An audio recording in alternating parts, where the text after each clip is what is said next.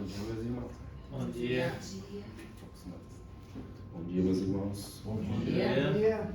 É um privilégio, mais uma vez, estar aqui com vocês nessa manhã de domingo. E também, de antemão, da mesma maneira que o Rodrigo fez, desejar feliz Dia das Mães a todas aí, né? E dizer que as mamães são muito especiais porque elas não só nos dão a vida, mas elas também nos ajudam a viver. Graças a Deus por isso, graças a Deus porque Deus instituiu essa bênção às mulheres, né? E graças a Deus nós podemos estar aqui celebrando todos nós juntos aqui nesse dia tão especial. Um dia que é bem verdade, é um dia que foi estabelecido comercialmente, mas a gente aproveita para dar aquela redimida espiritual nesse dia. E gostaria também, irmãos, agradecer pelas orações pela mamãe, minha esposa, né, que está esperando nossas filhas. Obrigado pelas orações, tem tudo corrido bem, as pessoas têm me perguntado. E eu vou me ausentar um pouco, hoje é minha pregação, a exposição, melhor dizendo. Eu vou dar uma pequena pausa para ajudar ela a cuidar das neném. Então hoje eu vou ficar um tempinho sem se ver por um bom motivo. Mas hoje, ao mesmo tempo, pela minha contagem, pelo meu planejamento em cima do livro de Neemias, hoje é a nossa penúltima exposição no livro. O livro ele vai agora para a parte final dele, a gente vai andar bastante hoje nos capítulos. Vocês vão ver que a gente vai fazer um time skip, uma passagem de tempo bem grande. E depois vamos para o capítulo, metade do capítulo 12 e o capítulo 13, que basicamente é o encerramento do livro. Mas hoje, meus irmãos, hoje tem um pouco que a gente vai andar um pouco mais no livro, da mesma maneira que fizemos a vez passada, em congruência com outros textos da Escritura. Hoje, diferentemente do capítulo da exposição passada, que nós andamos para trás, mostrando a história de Israel, mostrando como os oradores, os levitas que estavam fazendo oração do capítulo 9 até o início do capítulo 10, eles estavam fazendo uma oração para que Deus voltasse, né, a firmar a aliança. Daí a gente acabou vendo que a aliança de fato nunca foi quebrada por Deus, mas sim pelo povo. Então a gente entende que agora o povo vai selar a aliança. Na verdade, o povo selou a aliança, e a gente vai andar um pouquinho antes, para andar um pouco para frente, exatamente a partir desse selo da aliança estabelecida pelo povo de Israel para com Deus. Antes, gostaria de fazer uma pequena oração, antes da gente ler o texto. Senhor, nós te agradecemos, te louvamos, te engrandecemos acima de todas as coisas, sabendo que o Senhor é o único digno de louvor, glória e exaltação. Sem ti nós não somos nada, somente com o Senhor podemos ter paz, podemos ter pleno perdão. Perdoa nossos pecados, perdoa nossas falhas. Te louvamos porque o Senhor nos deu a liberdade de estarmos aqui hoje, o privilégio de estarmos aqui hoje. Oramos por todas as mamães que estão aqui presentes e aquelas que não estão. Esse dia é uma data comercial, mas que nós, como eu gosto sempre de falar, a gente lembra espiritualmente desse dia. Apesar de ser uma data que não está no calendário da Escritura, está no calendário dos céus, que o Senhor estipulou para que possamos estar celebrando aquelas mulheres que o Senhor nos instituiu para dar a vida e para nos ajudar a viver. Te louvamos também, Pai, pelas pessoas aqui reunidas, como já foi orado, e te louvamos que o Senhor tem liberdade aqui. Te pedimos que o Senhor tenha liberdade aqui. Declaro que sou totalmente capaz, declaro que a tua Escritura é soberana e que o Senhor é soberano. E não sai a palavra da minha boca que não seja na tua Escritura. Te louvamos, te agradecemos em nome de Jesus, Pai. Amém. Amém. Irmãos, eu estava até conversando com o Rodrigo essa semana a respeito, semana passada, melhor dizendo. Quando a gente vai olhar para o Antigo Testamento, uma das grandes dificuldades, na verdade, ou grandes desafios, melhor dizendo, é nós sempre estar olhando ou apontando para Jesus Cristo no Antigo Testamento. Dizem brincadeiras esdrúxulas que Jesus aparece, se a Bíblia fosse um seriado de TV, Jesus só apareceria na segunda temporada, né? É uma piada ridícula, na minha opinião, sem graça nenhuma, porque a gente olha para o Antigo Testamento, Jesus, ele não só permeia, como ele também é o grande acionador de tudo. Ele que está lá, apesar de não estar explicitamente lá. Seu espírito, suas atitudes, porque Jesus é Deus. Ele é um Deus como nós, reformados que somos, nós entendemos que Deus é uma trindade. ou seja, um Deus triuno, Pai, Filho e Espírito Santo. Logo, ele está desde a criação, desde o momento que, por mais que não apareça o nome dele, o nome de Jesus, ele está aqui conosco, e ele está aqui no Antigo Testamento. E quando a gente vai olhar para o Antigo Testamento, a gente tem que fazer o que o Charles Spurgeon falava, né? Que colocamos uma estaca e de lá traçamos uma linha apontada para a cruz. E ao mesmo tempo, meus irmãos, nós também temos que tomar cuidado, porque apesar disso de ser feito em toda a pregação do Antigo Testamento, nós também devemos fazer um ponto muito importante, que é o que chamamos de continuidade e descontinuidade dos textos bíblicos. Porque nem todo texto do Antigo Testamento, principalmente os textos da lei moral, como a gente gosta de falar, ou da lei cívica, que manda algumas punições devido a algumas questões, elas são válidas para o dia de hoje. Na verdade, muitas não são válidas, e a gente tem que entender que elas são válidas para nós de outras maneiras, e não como lei propriamente dita. Então, por exemplo, eu não sei como é que está na Bíblia de vocês, mas na Bíblia diz assim, a aliança do povo sobre o guardar a lei, ali no título, capítulo 10. Não sei como é que está no de vocês. O meu está assim. Entretanto, o povo que deveria guardar a lei não é mais nós. Nós não devemos guardar a lei como o povo de Israel guardava. E hoje, vamos aproveitar o capítulo 10 e até o capítulo 12, exatamente para explicar um pouco disso, mas não sem perder o foco, que é o que Neemias, o escritor do livro, estava dizendo, e o mais importante, como Jesus está apontando para nós. Porque a partir do momento que nós vemos a continuidade, o que vale para nós da nova aliança e o que não vale, que é uma coisa muito importante, e a gente vai falar um pouquinho sobre isso, e sobretudo o capítulo 13 fala mais sobre isso. Então hoje vai ser uma grande introdução para o capítulo 13. A gente também tem que ter essa noção, que sim, é importante ver o que é contínuo e o que não é contínuo. E nesse processo nós vemos o quão é importante, não quão é importante, quanto é central a figura de Jesus, a figura da nossa eterna aliança no Cristo Redentor. Amém, meus irmãos? Amém. Então, um pequeno preâmbulo, como já vinha falado, a gente vai lendo o tema de hoje, o texto base vai começar no capítulo 10, mas eu queria ler o capítulo 9, finalzinho ali, os últimos versículos, verso 32 em diante. Só vamos ler o verso 32, tá? Diz assim: Agora, pois, ó Deus nosso, Deus grande, poderoso e temível, que guarda a aliança e misericórdia, não menospreze toda a aflição que nos sobreveio, a nós, a nossos reis, aos nossos príncipes, a nossos sacerdotes, aos nossos profetas, aos nossos pais, e a todo o teu povo, desde os dias do rei da Síria até os dias de hoje. Então, meus irmãos, aqui é o orador, o levita, que a gente viu lá no capítulo 9, que ele faz todo o arpassã, toda a recapitulação da história de Israel, trazendo de volta para este ponto, né? E agora ele pede misericórdia para Deus, para que ele estabeleça essa aliança com o povo de Israel. Agora, no final desse capítulo, no verso 36, diz assim, desse mesmo capítulo: Eis que hoje somos servos até na terra que deste a nossos pais, para que comemos o seu fruto e o seu bem. Eis que somos servos nela. Perceba que ele pede misericórdia a Deus e reconhece a sua servidão, ou seja, se põe no seu próprio lugar. Então, ao mesmo tempo que ele reconhece todo o pecado do povo, ele pede a misericórdia e reconhece que vai servir a Deus agora. Verso 37 e 38. Seus abundantes produtos são para os reis que puseste sobre nós por causa dos nossos pecados. E segundo a sua vontade, dominam sobre nossos corpos, nossos gados, estamos em grande angústia. Revelando aquela angústia que o povo estava, por isso ter passado muito tempo fora de Israel, de Jerusalém, por causa do exílio. E hoje os reis de fora, né, outras nações estavam dominando aquela terra.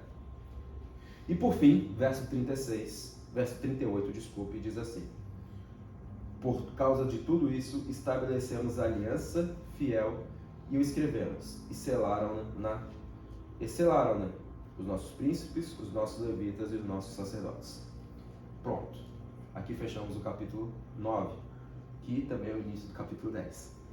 Mas o que estava querendo dizer aqui o povo, e agora está feita uma aliança com o selo. Um ritual simbólico, como tudo no Antigo Testamento tinha a ideia de ter algo simbólico fora do coração, ou fora visualmente falando, né? Então, por exemplo, a questão de sacrifício de animais, a questão de queimar incensos, a questão todas essas coisas do Antigo Testamento, o povo de Israel, eram coisas visuais para que demonstrasse como deveria ser o coração daquele povo. Então, algo externo para mostrar ou demonstrar ou inspirar uma atitude interna do povo de Israel, diferente de nós hoje. Agora, no capítulo 10, e a gente já vai entrar no texto, isso aqui é tudo introdução. No capítulo 10, o início até o verso 28, meus irmãos, são aquelas pessoas que selaram isso. Então vocês vão ver ali que era dividido em, no verso 1 ali, né, os que selaram foram os governadores e os sacerdotes, então Neemias e os demais. No verso 9 em diante você vai ter os levitas, no verso 14 em diante você vai ter os chefes do povo, que são chefes leigos, ou seja, não eram religiosos, né? Então você vai ter, só para recapitular, no verso 1, no verso 9 e no verso 14, separados em três grupos que fizeram este selo simbólico, o selo externo da aliança com o povo. Bom, tendo isso em vista, meus irmãos, agora a aliança feita, a gente tem que entender algumas coisas. Que tipo de aliança foi feita? Porque é muito fácil a gente falar, Senhor, nós queremos seguir a tua lei. Ok, isso é muito bom, isso é muito belo, mas quais são os termos deste contrato, né? Quando nós assinamos um contrato, meus irmãos, todos lá vão ter todas as cláusulas e tudo mais, né? O povo estava seguindo a lei de Deus e tudo bem. E tanto que ele vai falar aqui pra frente quais são os termos, né? E é isso que a gente vai falar aqui agora. Só que a gente vai falar um pouquinho também do que o povo estava fazendo. Do que de fato estava acontecendo com o povo ali na hora.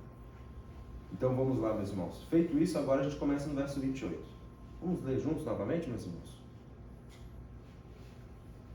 Então, a partir do ato, tanto da oração, que foi feito no capítulo 9, de recapitular a história, quanto no ato de selo da aliança, o povo começa a dar um passo importante.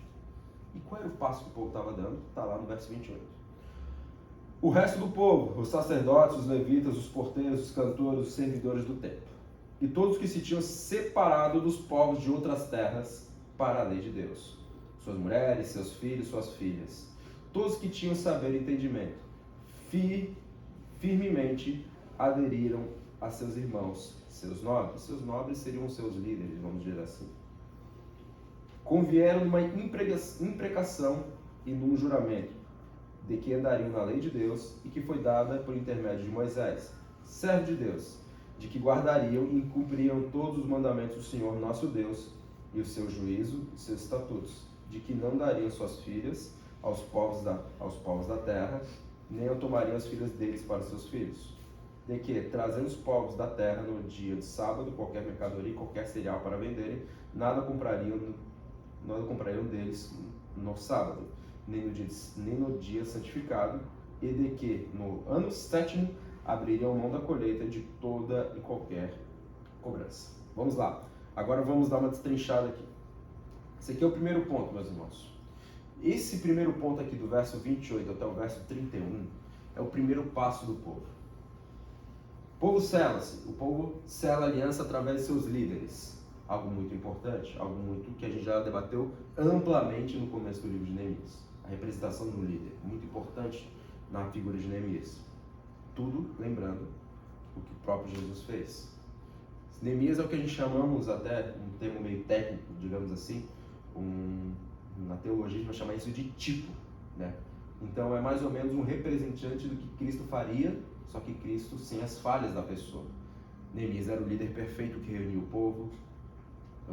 Jesus é o líder perfeito que reuniu o povo. Neemias fez a mesma coisa. Da mesma maneira, Neemias puxa essa importante ação de selar a aliança, como Jesus fez na cruz. Da mesma maneira, agora, a partir dessa liderança, o povo faz uma coisa. O povo se reúne e fala, nós vamos seguir a lei de Deus. E a primeira coisa que o povo faz é, vamos nos separar dos outros povos. Irmãos, o primeiro passo aqui, a separação de outros povos é muito simples, tá? A gente pode achar isso meio estranho para os dias atuais, nos dias de globalização, mas aqui é muito importante. Um povo, ele sobrevive, uma nação sobrevive muito pela sua cultura, pelos seus costumes. Isso nos dias de hoje também é assim. Por isso que muitas vezes as pessoas vêm de fora, de outros países, e têm que se acostumar com aquele povo, se acostumar com aquela cultura.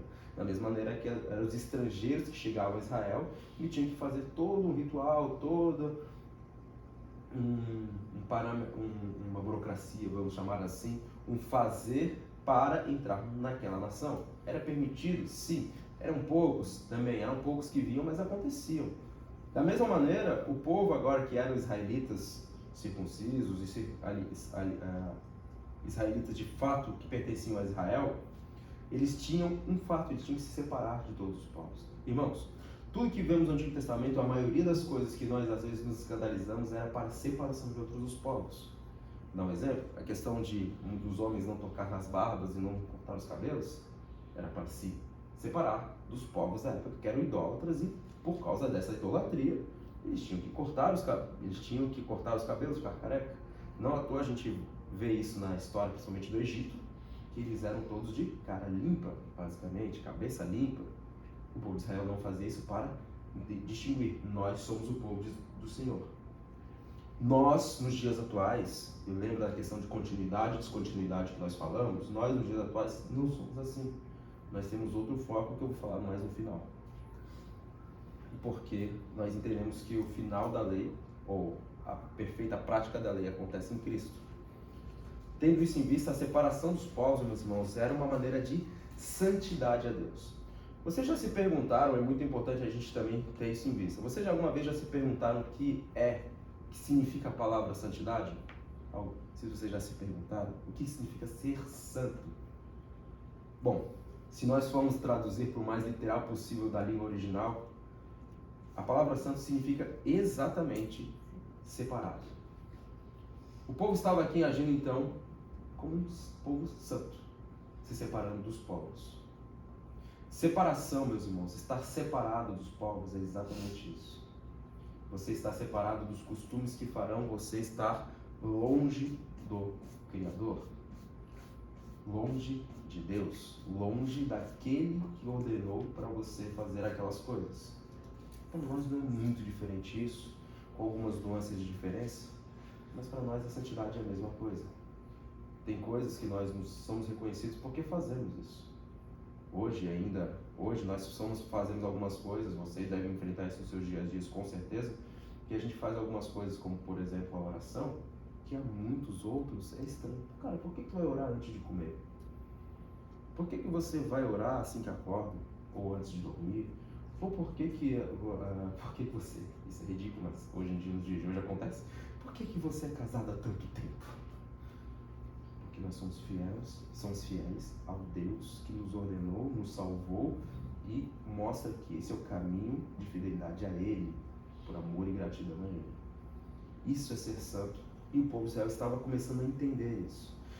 E você percebe que isso é tão importante que eles falam a todos quanto tinham entendimento. Todos que tinham entendimento sabiam, cara, a gente precisa fazer isso. É o certo a ser feito. Em segundo ponto, meus irmãos, esse ato de separação, eles juntam uma outra prática, que são cerimônias de juramentos e imprecação. Calma, já vou explicar o que são essas coisas. Mas a gente tem que entender que eles estavam aqui perante a lei de Moisés, falavam, nós vamos subscrever, nós vamos viver o que a lei diz. E o juramento já que vamos fazer, nós vamos fazer atos imprecatórios. O que é isso? Era basicamente alguns rituais externos, como eu falei para vocês, para dizer assim, para dizer o seguinte, irmãos, se nós não cumprirmos, nós teremos essas consequências. Isso pode ser estranho para vocês, porque para nós hoje, quando a gente vai assinar um contrato, quando a gente vai fazer qualquer coisa, vou dar um exemplo bem claro, quando se eu for atravessar a rua, eu estou correndo o risco de, se dar errado, ser atropelado. Da mesma maneira, se eu cumprir os termos de contrato, certas coisas vão acontecer. Se eu quebro os termos de um contrato, eu sei as penalidades que vão acontecer. Basta alguém que atrasou um dia o cartão de crédito para saber o que acontece. Da mesma maneira, quando você cumpre, melhor dizendo, esses pontos, nada acontece ou você se permanece fiel. Caso não aconteça, você acaba cometendo essas penalidades como o povo de Israel cometeu. Vai lembrar que o povo só foi para o exílio por causa da falta de fé e por causa do pecado do povo. Tendo isso em vista, meus irmãos queridos, o povo estava apenas reconhecendo que já era óbvio, mas o óbvio precisa muitas vezes ser feito e ser dito. Tendo isso em vista, o povo também reconheceu um outro ato, além disso. Agora, além dessa questão da separação e essa cerimônia de juramentos e imprecação, o povo foi, digamos assim, vamos rever os termos do contrato, vamos ver os termos do contrato. E tudo ainda, meus irmãos, desse verso 28 até o verso 31. Estamos andando aqui. Qual foi o primeiro termo? Qual foi um dos pontos importantes que o povo levou em consideração? Casamentos mistos. Como assim casamentos mistos, meus irmãos queridos? Era muito comum,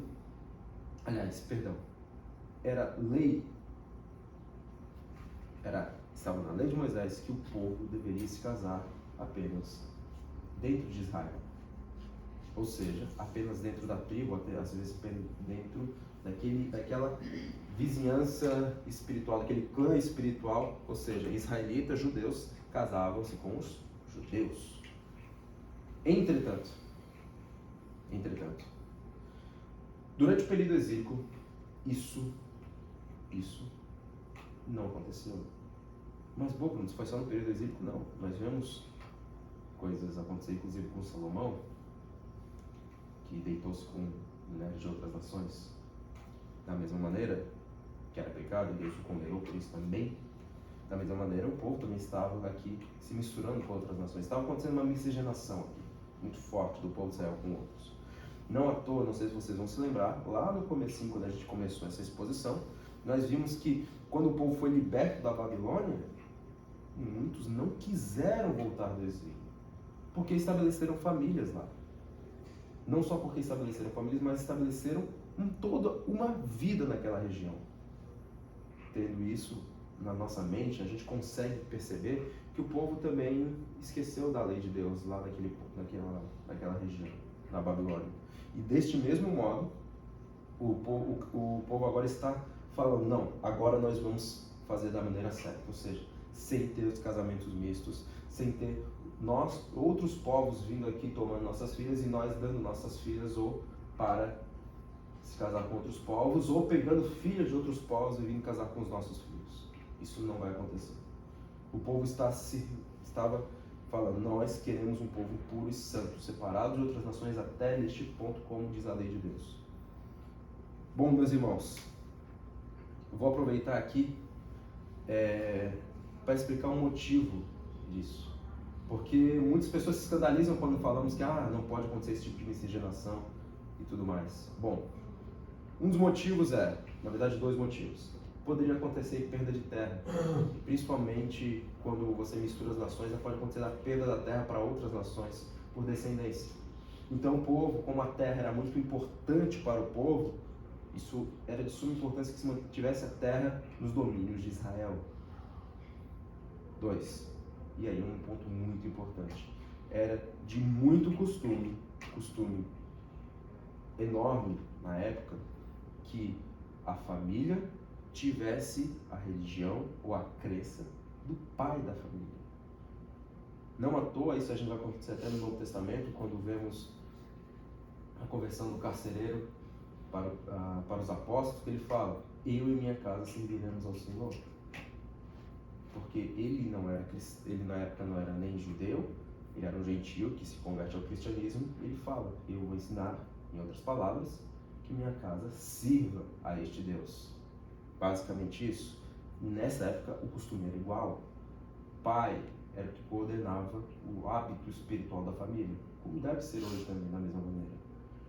Pô, Bruno, mas então quer dizer que, e no nosso caso, que nós não somos judeus, o que nós fazemos? E aí eu falo da questão da continuidade e descontinuidade mais uma vez. Queria que os irmãos abrissem comigo em 2 Coríntios capítulo 6.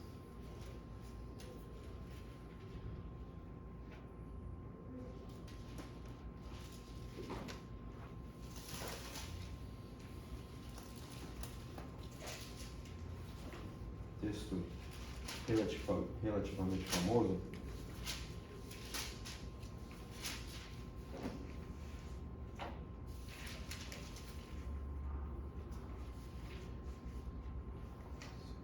capítulo 6, verso 14, diz o seguinte: não vos ponhais em julgo desigual com os incrédulos. Portanto, que sociedade pode haver entre a justiça e a iniquidade? Ou que comunhão da luz com as trevas? Que harmonia entre Cristo e o maligno? Ou que união do crente com o incrédulo? Que ligação há entre o santuário de Deus e os ídolos? Porque não somos santuário de Deus vivente, como ele próprio disse. Habitarei e andarei entre eles.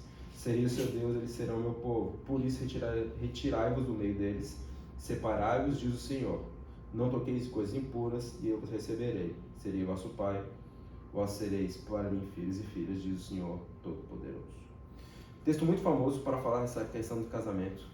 A grande diferença é se no tempo de Neemias os casamentos mistos eram terminantemente proibidos, agora nós estamos vendo no nosso Novo Testamento uma coisa diferente. Você não leva mais em consideração a nação, você leva em consideração a fé.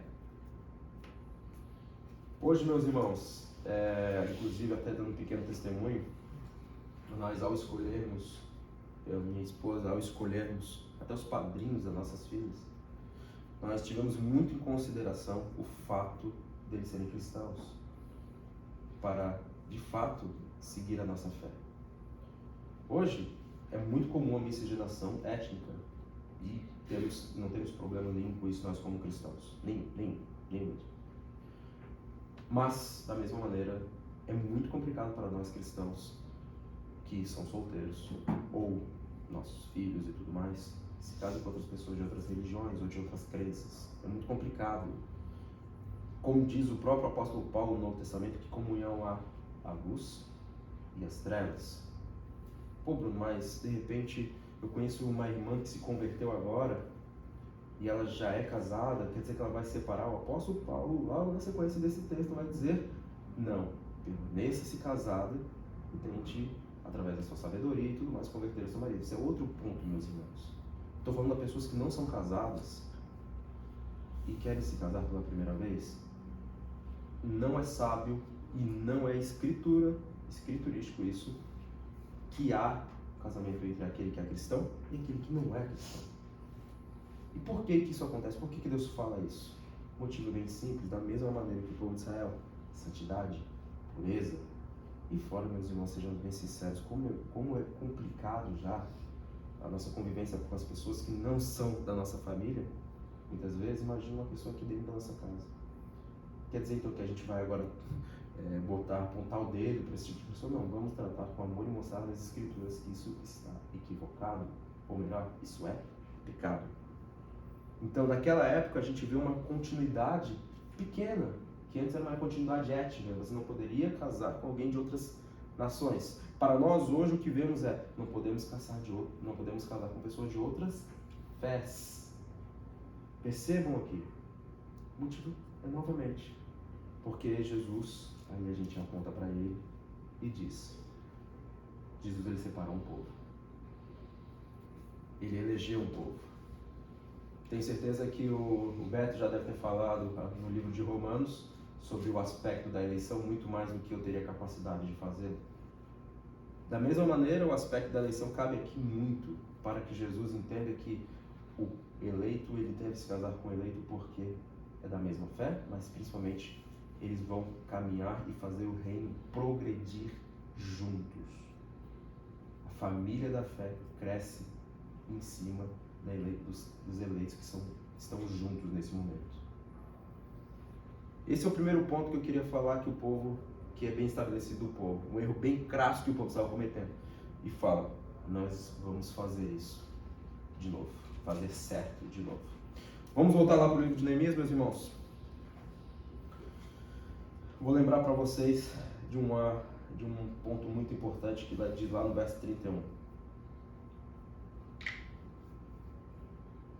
Diz assim: de que, trazendo os povos à terra no dia de sábado, qualquer mercadoria, qualquer cereal para vender, e nada comprariam deles no sábado, nem no dia santificado. e de que no ano sétimo abriria a mão da colheita e de toda e qualquer cobrança. Vamos lá. Outro ponto que aqui é levantado é o ponto do Shabat, né? Não sei se vocês já tiveram a oportunidade de conversar com alguns irmãos de outras férias, que eles chegam e falam assim, ó, Shabbat Shalom, né? Significa sábado santo ou descanso do sábado, mas sábado, a palavra sábado significa descanso. E o povo não estava cumprindo o sábado. Isso é uma coisa que não aparece no livro de Neemias. É a primeira vez que vamos falar sobre o sábado aqui, ó. Era uma coisa muito importante, o povo não estava cumprindo um dia de descanso, mas a gente acha que o dia de descanso eles estavam deitados em berço esplêndido. Não, o povo não estava tendo um dia de dedicação assim. Tem uma série muito interessante até na Netflix, se vocês quiserem dar uma olhadinha, o nome da série se chama The Chosen, ou Os Escolhidos, ou The Chosen, Os Mensageiros, agora o subtítulo me faz, mas é uma série sobre os apóstolos de Jesus. É muito legal, é uma série totalmente dramática, ou seja, ela não é perfeitamente fiel às escrituras, deixar isso bem claro. Eles fazem algumas escolhas teológicas questionáveis, mas o ponto é, ela é muito legal para a gente ter isso na mente, como funcionava o povo da cultura, e isso eles mandam muito bem. Inclusive num ponto muito importante que é o ponto do Shabat, ou o ponto do sábado, que o povo era muito rígido a questão do sábado. E o povo, sabe o que eles faziam? Eles compravam, faziam um grande banquete, o sábado era um dia de grande banquete, de oração e dedicação ao Senhor. Era muito, muito importante para o povo judeu o sábado.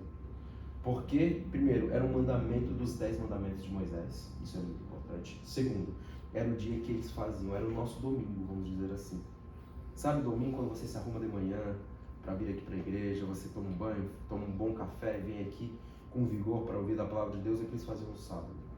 Mas, cuidado, para nós é diferente. Alguns irmãos que nós temos que respeitar dizem que para o crente, não respeitamos o sábado, mas respeitamos o domingo. Alguns mais radicais vão dizer também que nós não devemos ter as práticas judaicas do sábado no domingo. Eu discordo completamente, já vamos mostrar por quê.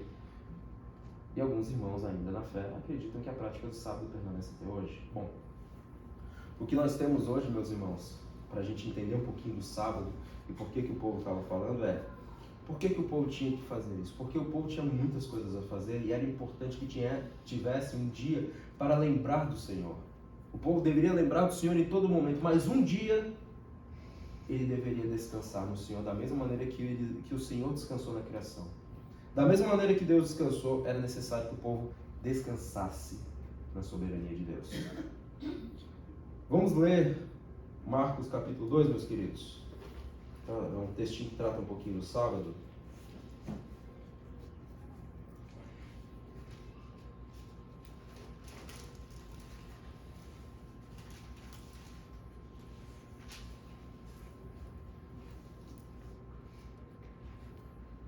Capítulo 2, né? Marcos capítulo 2, verso de número 23.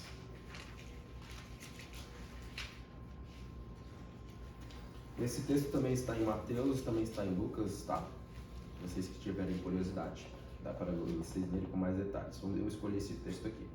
Ora, aconteceu atravessar Jesus em dia de sábado as searas, e os seus discípulos, ao passarem, colhiam espigas.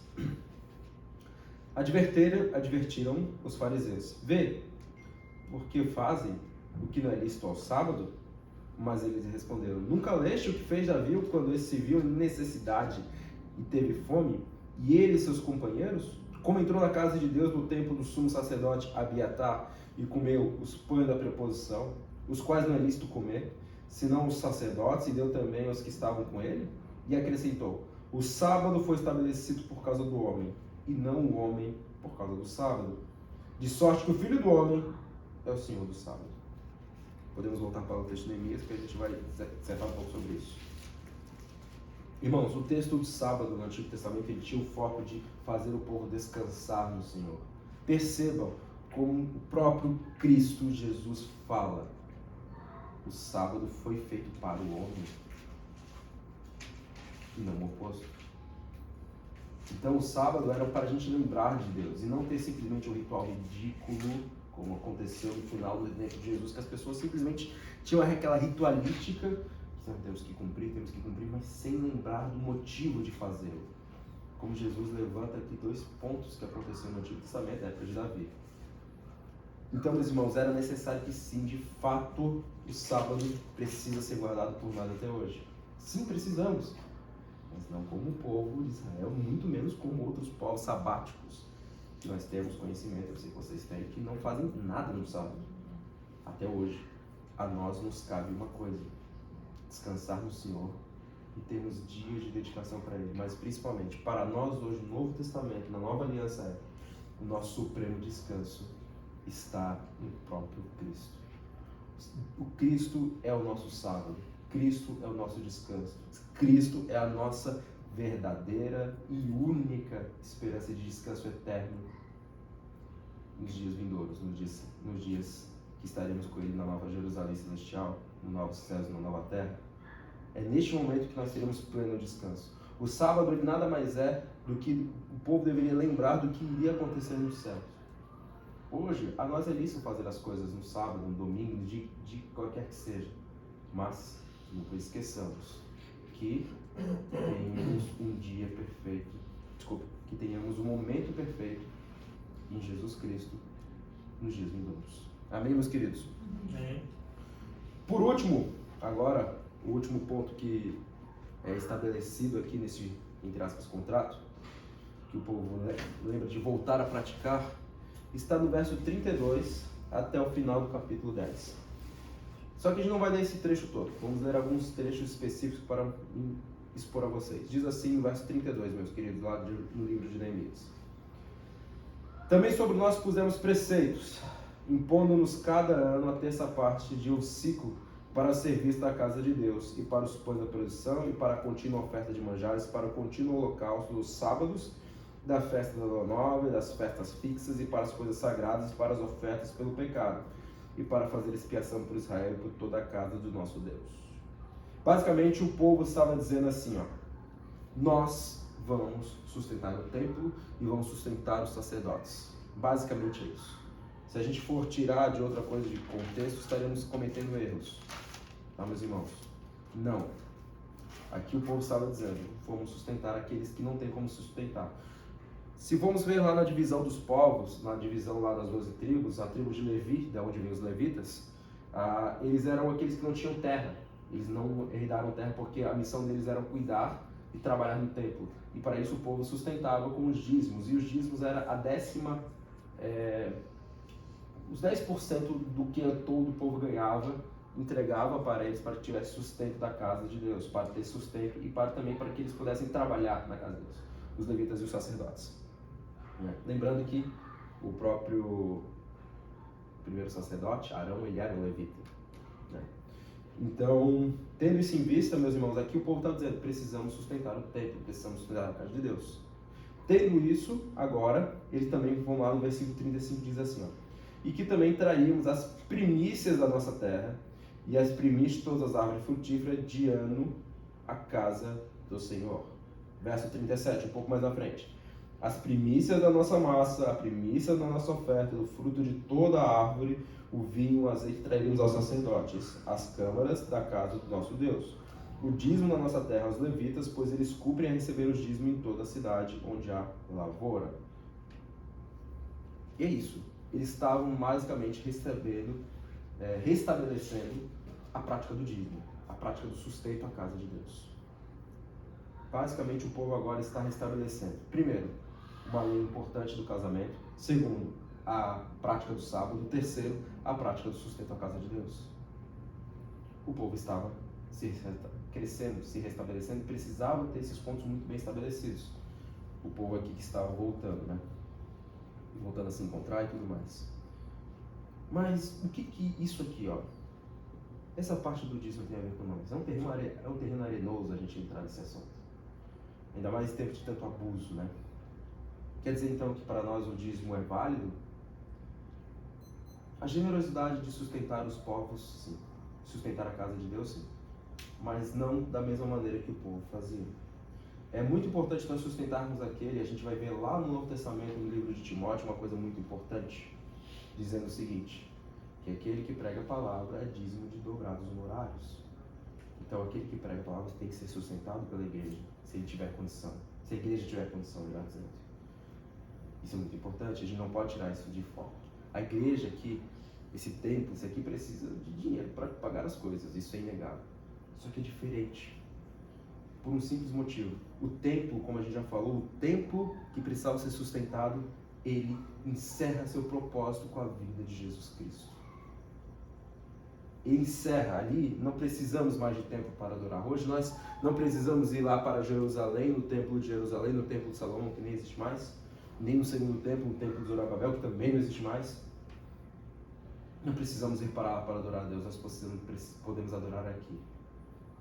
Queria que os irmãos lessem comigo o livro de João, agora, meus queridos. João capítulo 4, passagem bem conhecida de João, de Jesus com a mulher samaritana. E já estou me encaminhando para o final, porque eu sei que vocês devem estar agoniados. Capítulo 4, verso 19.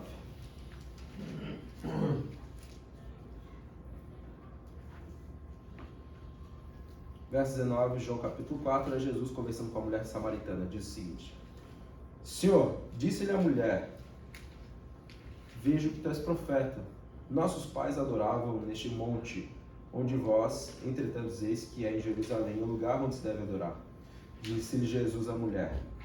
Disse-lhe Jesus: Mulher, podes crer em mim, que a hora vem, quando neste monte... Pode crer em mim, que a hora vem, quando neste monte, nem em Jerusalém, adorareis o Pai. Vós adorais o que não conheceis, nós adoramos o que conhecemos, porque a salvação vem dos judeus. Mas vem a hora, e já chegou, em que os verdadeiros adorarão o Pai em espírito e em verdade, porque são este o Pai quem procura para seus adoradores. Mas vem a hora, já chegou, que os verdadeiros adoradores adorarão o Pai em espírito e em verdade, porque são este que o Pai procura para seus adoradores. Deus é espírito, e importa que seus adoradores adorem em espírito e em verdade. Verso 24. Meus irmãos, não precisamos mais do templo, nós não sustentamos o templo, nós sustentamos a igreja de Deus por outro motivo. Vamos ler agora um pouquinho mais para frente Atos capítulo 2, que aí a gente já disserta um pouquinho sobre o assunto. Atos capítulo 2.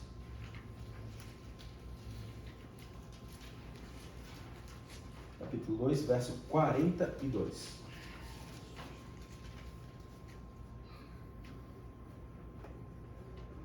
Aqui é o povo, como o povo, após a descida do Espírito Santo, como o povo vivia. Diz assim, Atos capítulo 2, verso de número 42. Diz assim: E perseveraram na doutrina dos apóstolos e na comunhão, no partir do pão e na oração. E cada alma havia temor, e muitos prodígios e sinais eram feitos por intermédio dos apóstolos. Todos os que creram estavam juntos e tinham tudo em comum. Vendiam suas propriedades e bens, distribuíam produtos entre todos à medida que alguém tinha necessidade. Diariamente perseveravam, unânimes no templo, partindo pão, em casa, tomavam suas refeições com alegria e singeleza de coração, louvando a Deus e contando com a simpatia de todo o povo, enquanto acrescentava-lhes o Senhor, dia a dia, os que iam sendo salvos. Basicamente agora, o sustento deve ser entre nós, através da sustento da casa de Deus. Então não é incomum a igreja ela se reunir, precisar de sustento, por isso que tem o recolhimento das ofertas. Pessoalmente hoje tem pessoas que chamam de dízimo, tem gente que chama de contribuição, tem gente que chama de oferta, o nome pouco importa.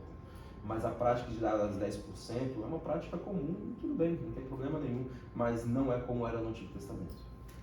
Não dá para dizer que é a mesma coisa. Não é. Hoje a gente chama de contribuição, eu prefiro chamar de contribuição pessoalmente, simplesmente porque não tem a questão dos 10%. Não é uma lei, não é mais uma obrigação, mas o que nós devemos ter é generosidade para que o povo de Deus seja sustentado através da palavra, para que possamos sustentar a igreja, para que possamos pagar essa sala bonita com ar-condicionado, com carpete, com essas cadeiras. Não precisamos dessas contribuições sim, a igreja precisa disso. Então quando alguém fala, o dízimo não vale para hoje, entre aspas, mas ele vale sim como uma contribuição generosa do povo de Deus, como diz o livro de Coríntios. Agora para completar, diz o livro de Coríntios o seguinte: cada um dê segundo conforme o seu coração, segundo a sua necessidade. Então, meus irmãos, queridos e amados, cabe a gente entender que não é por recompensa, que aí é o grande erro de uma teologia ruim. Quando nós sustentamos a casa de Deus, nós não damos pela recompensa. Se eu vou dar 10, Deus vai dar 1000. É uma coisa tão... não vou falar. É uma coisa tão ridícula, para dizer o mínimo. Nós não damos por causa disso. Nós não damos porque Deus vai nos dar em dobro. Nós damos porque a casa de Deus precisa ser sustentada, no sentido de nós possamos abraçar outras pessoas para que possamos sustentar aquelas outras pessoas. A igreja cristã é a instituição mundial que mais faz caridade. A instituição mundial que mais faz caridade, mais faz bem a outras pessoas que estão em necessidade. Por isso ela precisa de recursos. Quantos missionários, se a gente pudesse ter condições, a gente não sustentaria? O Rodrigo hoje orou pelas igrejas africanas. Precisamos de sustento. Isso cabe mais em Atos capítulo 2 do que em dar voluntariamente, para que possamos de fato sustentar o povo com a palavra, repito, e também com os nossos recursos de outras maneiras. Agora, meus irmãos, o povo faz isso. Só que tem um pequeno porém, o povo era escasso em Jerusalém. Alguns estudiosos vão dizer que tinha entre 6 a 8 mil pessoas em Jerusalém. Vocês podem dizer, é bastante gente. Não, era pouco, para uma capital era muito pouco. Em Israel estava cheio, as pessoas nas aldeias circunvizinhas estavam cheias, mas em Jerusalém tinha um pouco nessa época. Então, entrando no capítulo 11, meus queridos irmãos, diz assim capítulo 11. Os príncipes do povo habitaram Jerusalém. Aqui é Neemias falando, tá? Habitaram Jerusalém, mas o restante deixou sortes para trazer 1 de 10 para habitar na santa cidade de Jerusalém, e as 9 partes permanecerem em outras cidades. O povo bendisse todos que voluntariamente se ofereciam para habitar em Jerusalém. O que é isso aqui? Muito provavelmente o povo, as pessoas, a grande maioria das pessoas não queriam voltar a morar em Jerusalém. Gente, não precisa pensar muito. A cidade estava passando por conflitos, em cima de conflitos, estava recém-construída, então as pessoas não queriam morar naquela cidade. O que aconteceu? É aderido uma prática por Neemias, como diz ali, ele lança uma coisa chamada sorte. O que é sorte? Basicamente era como se fosse um sorteio. Basicamente isso. Ele fez um sorteio e uma 10ª parte de cada povo iria morar na cidade. Por que ele fazia aquela parte, esse sorteio? Era comum, não só numa religião judaica, mas era comum que a sorte era representativa da vontade de Deus. Era basicamente o que a gente vai conhecer também no livro de Salmos e outras práticas do Antigo Testamento, chamado de Urim Tumim. Vocês podem pesquisar isso com mais calma. Mas eram basicamente de lançar pedras para cima e onde determinada pedra caísse, era aquela pedra, por exemplo, aquela nação foi escolhida por Deus para estar no meio do povo. Era como o povo tinha discernimento da vontade de Deus. Bom, não preciso nem falar que isso para nós hoje não cabe nada, porque o nosso discernimento está na Escritura. Mas o que a gente tem que ver, assim, um pequeno ponto é como o povo estava descrente nas promessas de Deus para Jerusalém. Eu entendo do modo humano, eu juro para vocês que eu entendo. Mas, para pensar nas promessas, o povo estava mais para descrente do que para crente. O povo queria a terra, acreditava que era a promessa de Deus. Mas provavelmente o povo não acreditava mais que aquela terra, aquela cidade, seria o berço de um avivamento. Como eu falei para vocês, meus irmãos, a cidade de Jerusalém era o berço de onde todos os povos viriam para adorar a Deus. Eu tenho falado isso para vocês. E o livro de Neemias é como aquela cidade, ou como aquele povo foi reconstruído muito mais que a cidade. E o povo estava ali, o povo estava querendo cumprir a vontade de Deus, mas talvez as promessas de Deus não sejam para nós. O povo não queria viver. E para pensar, gente, iriam perder as posses deles nas aldeias, iriam de fato estar numa área de grande conflito.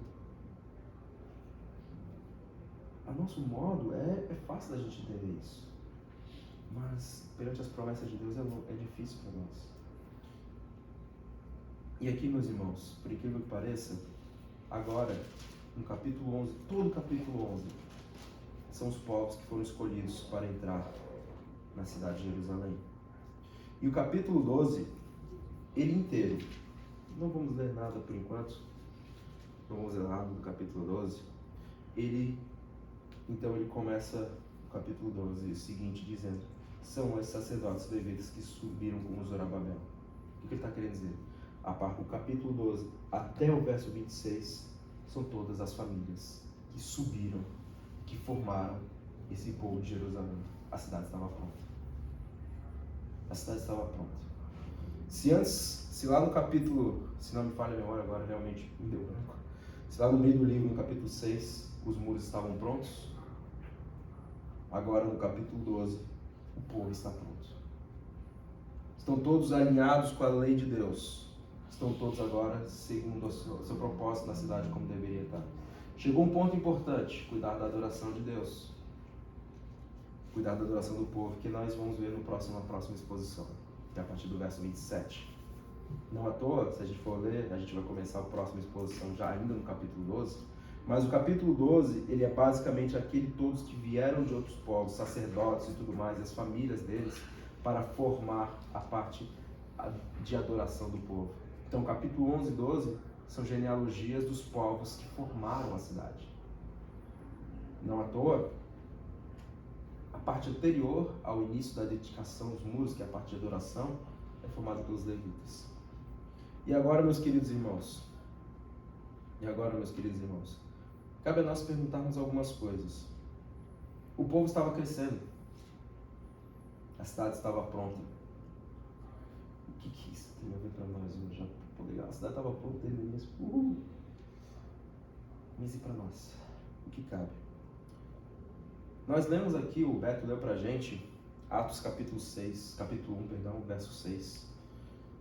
E ali nós vemos um povo antes da descida do Espírito, antes do Pentecostes, que tinha uma missão dada por Deus. Vão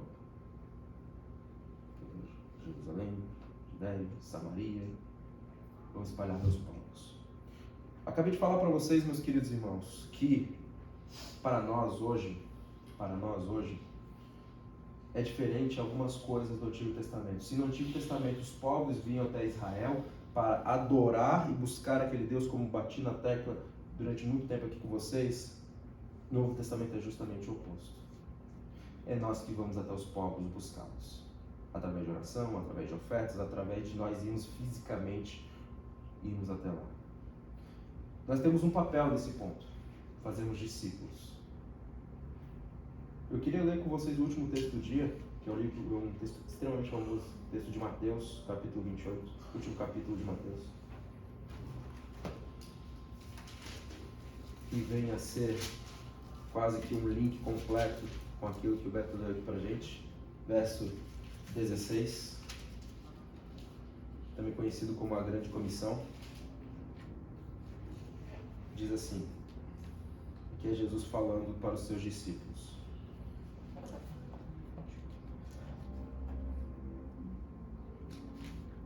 Seguiram os 11 discípulos para a Galiléia, para o monte que lhes designara, e quando o viram, adoraram, mas alguns duvidaram. Verso 18.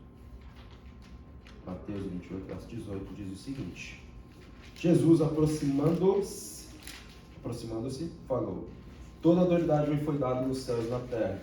Ide, portanto, fazei discípulo de todas as nações, batizando em nome do Pai, do Filho e do Espírito Santo, ensinando-os a guardar todas as coisas que vos tenho ordenado. E eis que estou convosco todos os dias até a consumação dos séculos. Amém. Fazei discípulo de todas as nações. Barreiras étnicas quebradas. Não precisa você trazer para Israel, não precisa fazer aquelas pessoas virarem israelitas. Barreiras, digamos assim, de visas estouradas. Agora você pode ir para outros. Tomé, talvez pouca gente sabe, Tomé foi um grande discípulo na Índia. Outros discípulos foram para a Europa. O apóstolo Paulo foi discípulo na Grécia. Foi apóstolo na Grécia.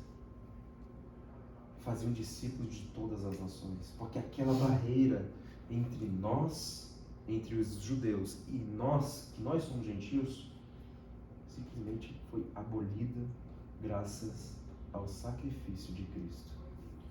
Irmãos, no Antigo Testamento, nós tínhamos Cristo como sombra. Quando nós olhamos uma sombra, nós vemos o formato, mas nós não vemos plenamente o que está ali. Você pode ver sombras ao redor de nós aqui, você vê, eu reconheço, aquilo ali é uma mesa, aquilo ali é uma escrivaninha, aquilo ali é um tripé.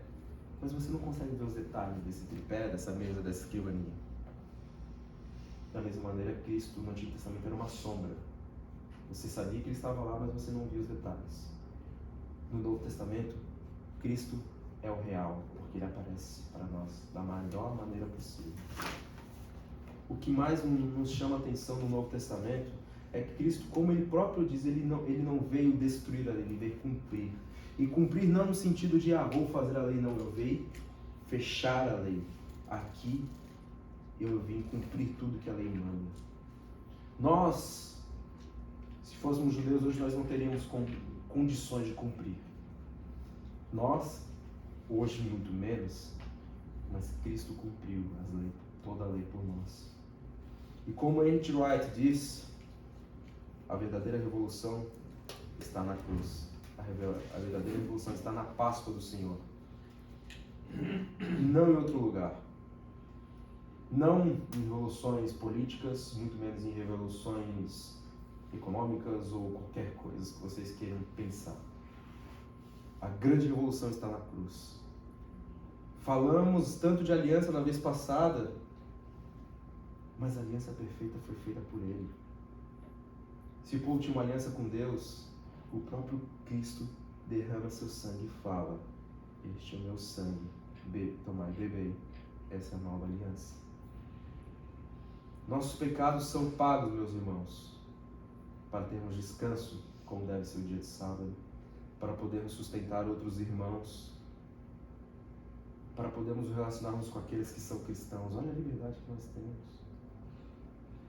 Olha o privilégio que nós temos de estar aqui num domingo pela manhã, no dia das mães, daí está todo mundo, muita gente hoje vai se embebedar, muita gente hoje vai se empanturrar, mas nós estamos aqui adorando ao Deus verdadeiro, ao Cristo da nossa vida, ao nosso Senhor e Salvador real, ao Cristo que de fato cumpriu a aliança que o povo lá atrás lembrava, ao Cristo que de fato falou: vão, porque eu tenho toda a autoridade.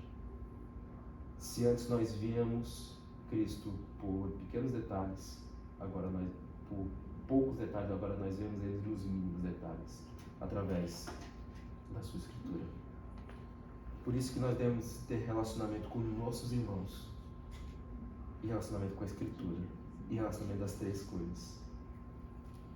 Então, meus irmãos, que nós nunca esqueçamos que o verdadeiro aliançador da nossa vida é Cristo.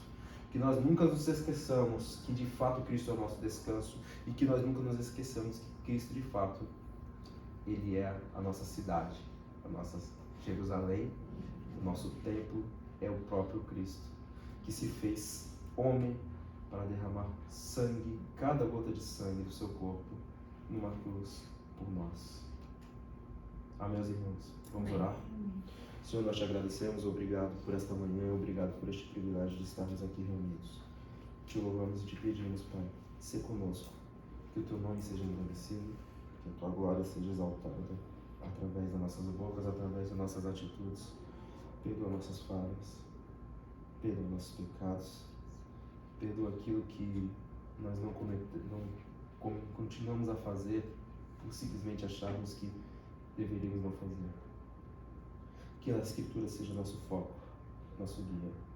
Nos dê, Pai, discernimento a colocar a Escritura em nossa vida todos os dias.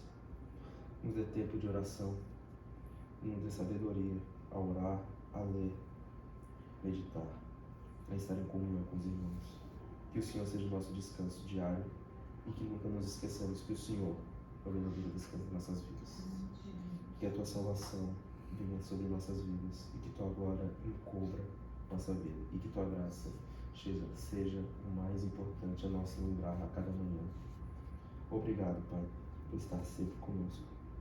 Obrigado pelas nossas famílias, obrigado pelas nossas mães e obrigado por mais uma vez esse privilégio de estarmos diante do Teu Espírito aqui. Te louvamos em nome de Jesus, Pai. Amém.